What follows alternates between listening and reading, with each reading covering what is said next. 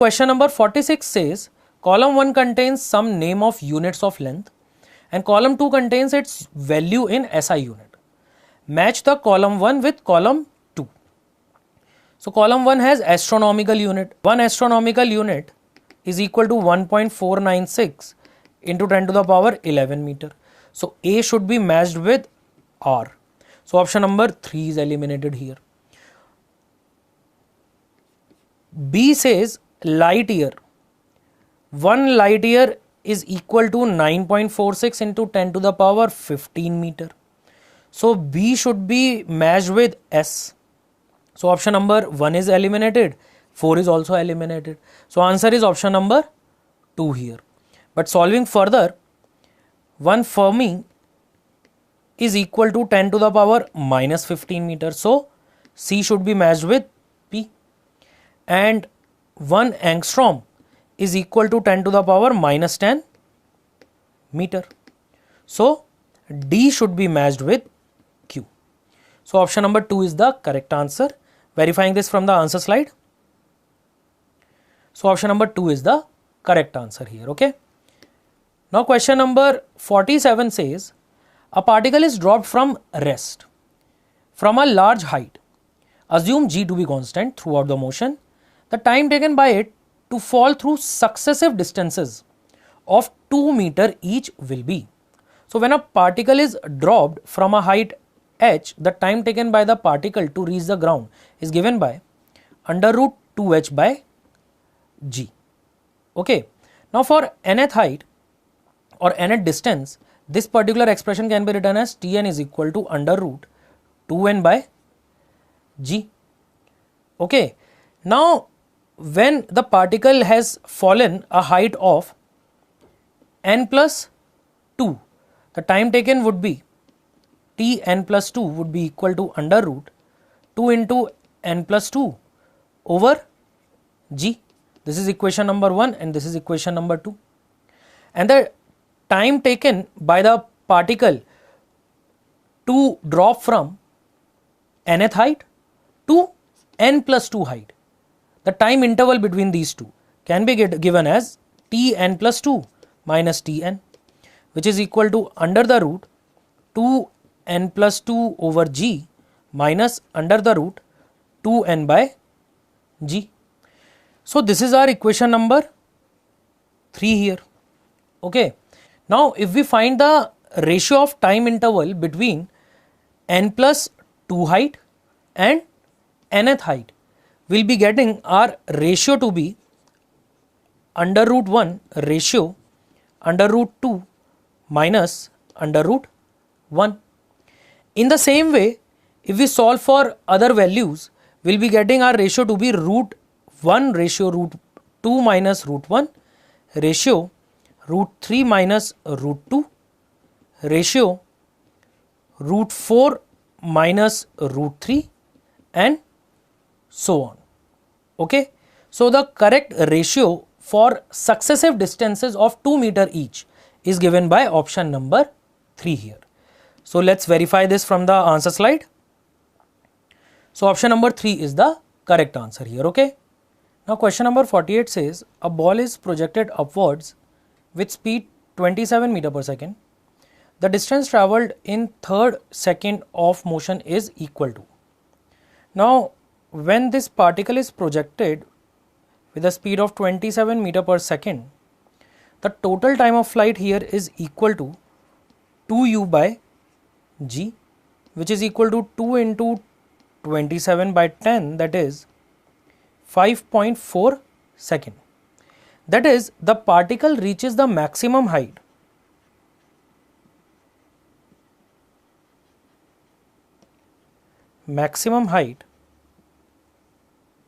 in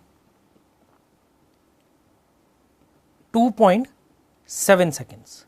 So in 2.7 seconds, the particle will be reaching the maximum height, and we need to calculate the distance travelled in the third second only.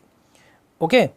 So in the third second, S3, after the passage of 2 seconds, okay, the distance travelled will be half into g into 0.7 whole square. Okay. because as the particle is moving up, it is reaching the maximum height in 2.7 seconds, and we need to calculate the distance from 2 second to 3 second. Okay,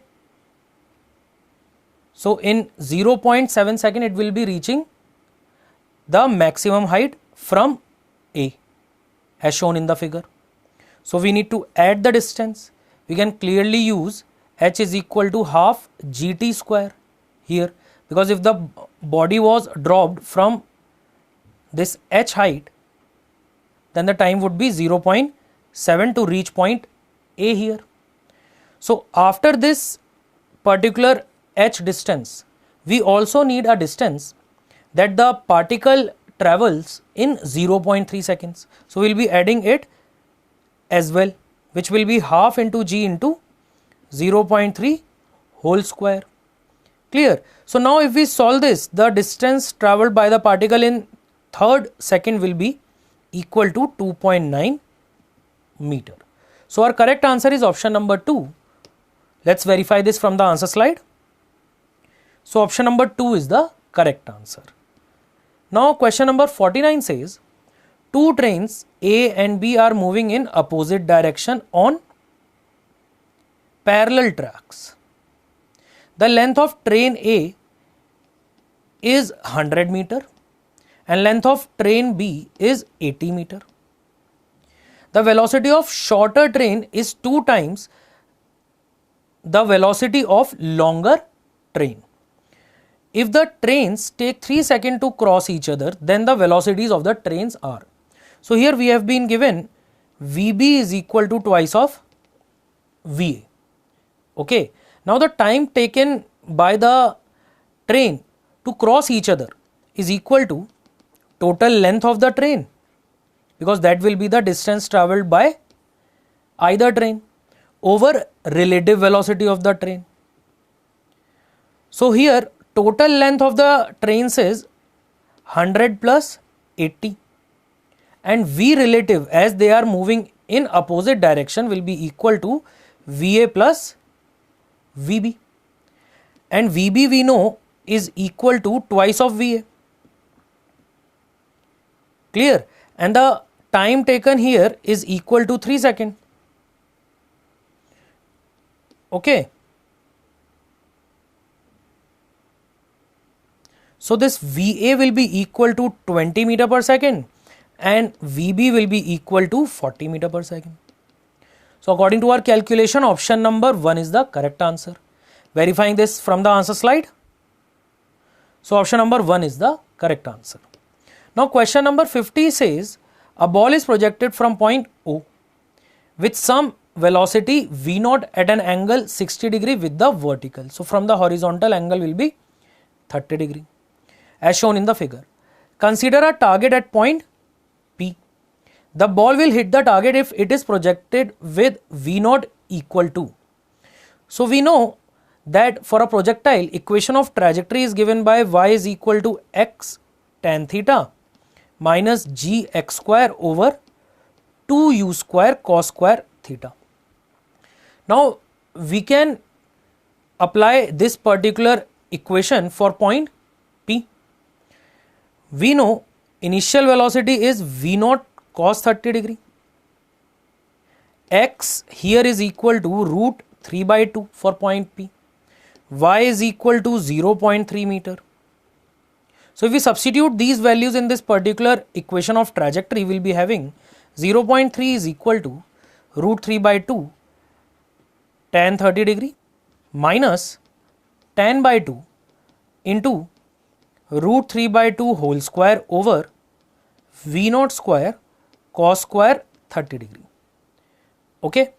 So from here 0.3 will be equal to 1 by 2 minus 5 into 3 by 4 over V0 square into 3 by 4. So from here V0 will be equal to 5 meter per second. So the correct answer for the projected velocity of the particle from point O is equal to 5 meter per second. Verifying this from the answer slide as well. So option number 1 is the correct answer. So these were all the solution of the question from AIATS that was conducted on 4th of December. I hope all the solutions are clear to you and there are no further doubts left. Thank you.